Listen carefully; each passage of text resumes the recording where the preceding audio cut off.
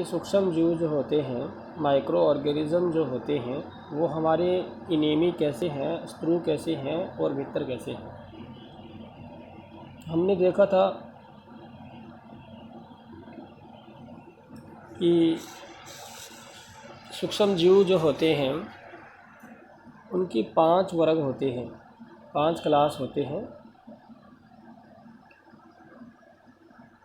जीवाणु, शैवाल, प्रोटोजोआ, विषाणु, कवक।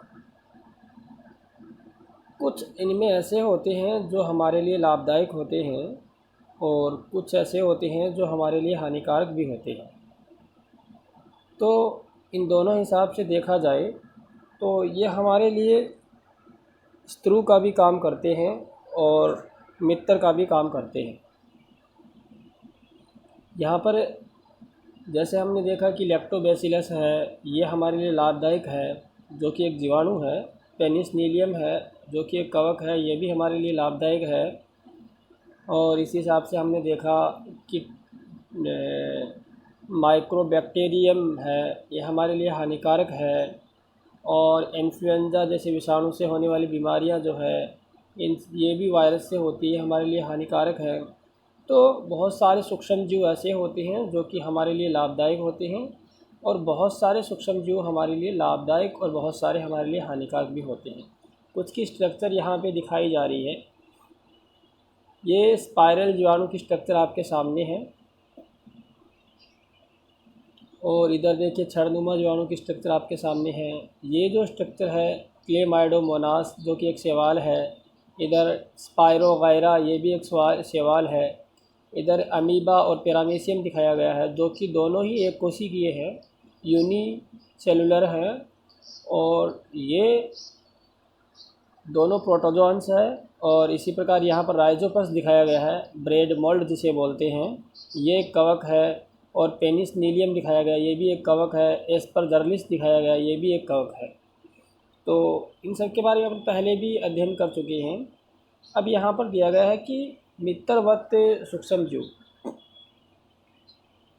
अब जैसे यहाँ पे एक चीज़ लिखी है कि प्राचीन काल से सूक्ष्म जीवों का उपयोग एल्कोहल बनाने में किया जाता था। ये बात सत्य है कि आज भी एल्कोहल जो बनती है वो सूक्ष्म जीवों से बनती है। वो कैसे बनती है? जैसे जौ है और कोई भी मीठी शर्करा है, जिनको कुछ लंबे टाइम के लिए रख देते हैं। लंबे टाइम के लिए रख देने पर क्या होता है, फर्मेंटेशन की क्रिया होती है, उनमें किण्वन की क्रिया होती है, जो कि सूक्ष्म जीवों के द्वारा होती है। तो सूक्ष्म जीव किण्वन के द्वारा जो है एल्कोहल में बदल देते हैं शर्करा को। इसी प्रकार से कुछ सूक्ष्म जीव जो ग्रंथिल पौधे होते हैं, जैसे चने हैं, मटर है, इन पौधों की जड़ों में पाए जाते हैं, जो कि नाइट्रोजन को, वायुमंडलीय नाइट्रोजन को नाइट्रेट में बदलते हैं। वायुमंडल में हमने सुना है कि 78% जो है वो नाइट्रोजन होती है, लेकिन ऐसी नाइट्रोजन पौधों के लिए काम की नहीं है। पौधे नाइट्रोजन का यूज़ नहीं करते हैं, पौधे नाइट्रेट का यूज़ करते हैं। तो कुछ सूक्ष्म जीव ऐसे होते हैं जो कि नाइट्रोजन का स्थिरीकरण करते हैं, यानी कि नाइट्रोजन को नाइट्रेट में बदलते हैं। जैसे ग्रंथिल पौधों की जड़ों में पाया जाने वाला, यानी कि लेग्यूमिनेसी कुल के पादप जो होते हैं उनके जड़ों में पाया जाता है। जैसे चना मटर के पौधों के जड़ों में पाया जाता है, जिसका नाम है राइजोबियम। राइजोबियम क्या करता है, नाइट्रोजन को नाइट्रेट में बदलता है। इसलिए ये सूक्ष्म जीव पौधों के लिए लाभदायक है। अब देखिए सूक्ष्म जीव के बारे में कि भी इनकी सेल जो होती है वो कैसी होती है। कुछ सूक्ष्म जीव जो होते हैं यूनिसेलुलर होते हैं, यानी कि एक कोशिक के होते हैं। कुछ सूक्ष्म जीव बहुकोशिक भी हो सकते हैं, दोनों ही हो सकते हैं।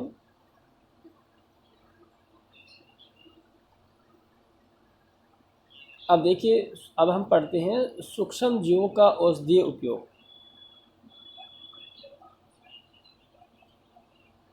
यहाँ पर लुईस पास्चर ने सबसे पहले किण्वन की खोज की थी, उनके बारे में लिखा है। तो इसमें लिखा है कि जब हम बीमार पड़ते हैं तो हमें पेनिसिलिन का इंजेक्शन लगता है। तो पेनिसिलिन क्या है? पेनिसिलिन एक एंटीबायोटिक है। एंटीबायोटिक हमें इंजेक्शन के रूप में भी मिल सकती है और एंटीबायोटिक हमें एक मतलब कैप्सूल के रूप में मिल सकता है। तो ये एंटीबायोटिक्स जो होती हैं, बहुत सारे एंटीबायोटिक्स सूक्ष्म जीवों से ही प्राप्त होती है। What is antibiotic? एंटीबायोटिक यानी कि प्रतिजैविक क्या है? प्रतिजैविक उसे कहते हैं जो कि सूक्ष्म जीवों की वृद्धि को रोक दे, सूक्ष्म जीवों की बढ़ती हुई वृद्धि को रोक दे। जैसे मलेरिया है, तो मलेरिया के अंदर जैसे क्विनिडीन जो औषधि होती है, क्विनेन जो होती है, वो क्या करती है, मलेरिया के जो प्रोटोजोन्स जो होते हैं उनकी वृद्धि को रोक देते हैं। जैसे प्लाज्मोडियम मच्छर से मलेरिया फैलता है, उनमें गुणन की जो प्रक्रिया होती है, यानी कि जो जनन की जो प्रक्रिया होती है वो बहुत ज़्यादा होती है। मलेरिया में बहुखंडन के द्वारा जनन होता है। तो एंटीबायोटिक्स जो होती है इनकी वृद्धि को रोक देती है। थोड़ी एंटीबायोटिक्स के नाम बताए गए हैं, जैसे स्टेप्टोमाइसिन है, टेट्रासाइक्लिन है, एरिथ्रोमाइसिन है। ये क्या है? एंटीबायोटिक है। ये एंटीबायोटिक जो होती है सूक्ष्म जीवों द्वारा ही उत्पन्न की जाती है। अब यहाँ पर अलेक्जेंडर फ्लेमिंग के बारे में लिखा है। अलेक्जेंडर फ्लेमिंग 1929 में पैदा हुए। फ्लेमिंग जीवाणु रोगों से बचाव हेतु पैदा नहीं हुई। 1929 में अलेक्जेंडर ने जीवाणु रोगों से बचाव हेतु एक संवर्धन पर प्रयोग कर रहे थे। अचानक उन्होंने संवर्धन तस्तरी पर हरे रंग के फंफूदे यानी कि फंगस देखे, फंगस के छोटे बीजाणु देखे। उन्होंने पाया कि ये फंगस जीवाणु की वृद्धि को रोकते हैं तथा तथ्य पाया कि बहुत सारे जीवाणु फंफूद को मारे गए। इस प्रकार उन्होंने पेनिसिलिन की खोज की और पाया कि पेनिसिलिन जो होता है वो सूक्ष्म जीवों की वृद्धि को रोक देता है। अब हम बात करते हैं कि कॉमर्शियल यूजेस क्या है, मतलब माइक्रो ऑर्गेनिज्म के कॉमर्शियल यूजेस क्या है। तो कॉमर्शियल यूजेस जैसे देखें, बड़े स्तर पर एल्कोहल, शराब, एसिटिक एसिड के उत्पादन में सूक्ष्म जीवों का उपयोग किया जाता है। जो गेहूँ, चावल एवं फलों के रस में उपस्थित प्राकृतिक शर्करा में यीस्ट द्वारा भी एल्कोहल एवं शराब का उत्पादन किया जाता है।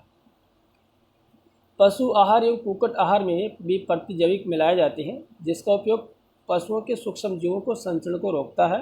प्रतिजैविक का उपयोग कुछ पौधों के रोग नियंत्रण के लिए भी किया जाता है। अब हम बात करते हैं वैक्सीन, जो कि आजकल कोविड वैक्सीन बहुत ज़्यादा ट्रेंड में चल रही है। तो एक्चुअल में वैक्सीन क्या होती है? वैक्सीन क्या होती है? वैक्सीन जो होती है, वैक्सीन वो चीज़ होती है जिसमें किसी भी रोग के मरे हुए रोगाणु होते हैं, जो कि वायरस भी हो सकते हैं, बैक्टीरिया भी हो सकते हैं। फॉर एग्जांपल हम बात करते हैं कोविड की। तो जैसे कोविड है, तो कोविड की वैक्सीन में क्या होगा? कोविड की वैक्सीन में कोविड-19 के ही वायरस होंगे, लेकिन वो डेड होंगे, मरे हुए होंगे। तो डेड कोविड-19 के वायरस जो है हमारी बॉडी में प्रविष्ट करवा दिए जाएंगे। तो उससे क्या होगा, वो हमारी WBC जो होती है उनको उनकी पहचान में आ जाएंगी। WBC एक बार अगर उनको पहचान लेगी, तो जैसे ही दोबारा वैसा वायरस जाएगा तो उनको ख़त्म कर देगी पहचानने के बाद। लेकिन इसके बावजूद भी कोविड-19 जो है वो कंट्रोल में नहीं है। क्यों?